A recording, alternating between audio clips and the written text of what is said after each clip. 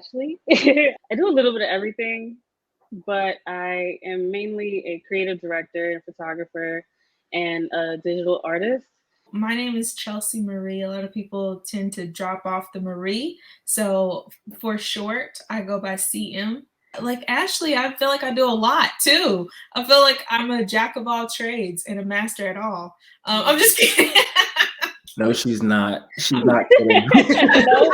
I model. That's what leads. So I would say modeling. I paint and I creative direct, but I would like to, I kind of throw that into almost like a visual artist. I think that just kind of sums everything that I do up just really well. Is this I want to captivate people, by having them just stare and wonder and, invoke thought. What are your favorite artistic influences?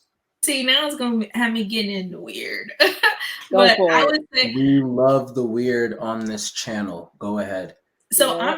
I'm really into the mind, and so I do hypnotherapy. I'm a big person in dreams, and so I would say my hugest influence would have to be like just dreams, things that I receive from my dreams. As like I astral project, which I've done that about 3 times, and it's absolutely amazing when you actually try the things that pop up in meditation. Yeah, I'm the same way, whether it's dreams explicitly or just the subconscious in general. Like, I think a lot of times um, I get in this place where I'm just going, going, going. But when I stop and kind of introspect, or I stop and pause and like people watch, like you said, that's where I get a lot of my inspiration from. So it's like, those things in between the lines, the really like obvious lines, those are the things that I tend to convey in my art. I can always like keep an inventory of like, ooh, I remember when I saw this and this and this,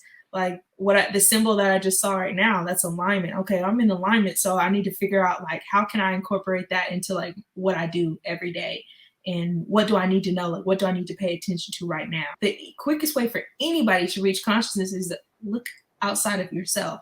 What does this mean for the world? What does this mean for all of us? And not just me, and how this benefits me and stuff like that. I mean, granted, at some point you have to start with yourself, but then it's like, okay, I'm going to be conscious and see myself in this piece of art, but then what can I see for what does this mean for all of us? Wow. All the answers are already within us. Everything we need is already within us, because I feel like when we come here on earth, the source, God, already instills that within us, and it's for us to actually explore that and to find that out. That's where when people will be like, oh, I heard God say, and it's like, yeah, but that was already implanted, that was within you. You just had to sit down and allow that to be to be revealed to you. When I kept hearing like ESFPs being described as like shallow and very surface and very like not deep as individuals, and then I got typed that way, I was like, there's got to be something wrong, because I feel like I'm such a deep person.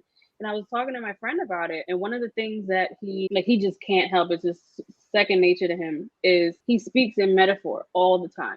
Yeah, it is just a natural thing that he does. And now that I can like really see the difference between myself and him, I'm like, yeah, I don't do that. But then he made a point. He was like, well, your art is the metaphor. Yes. And I was like, ugh. For my career, for anything and everything that I do, I want to be love, and I want to enlighten, and I want to inspire. And